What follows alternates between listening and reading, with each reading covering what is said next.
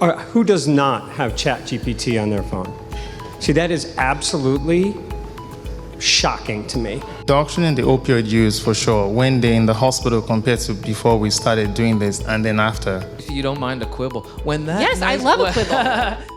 We have a new cooler system that goes like straight to the trauma base. Yeah, we use Utah Score, and I hope nobody says they use that because it's the worst score out there and we need a switch. All of your papers, you can ask Copilot to write a paper from that folder. Actually, I'm going to do this to drive it home. My first hug of the day.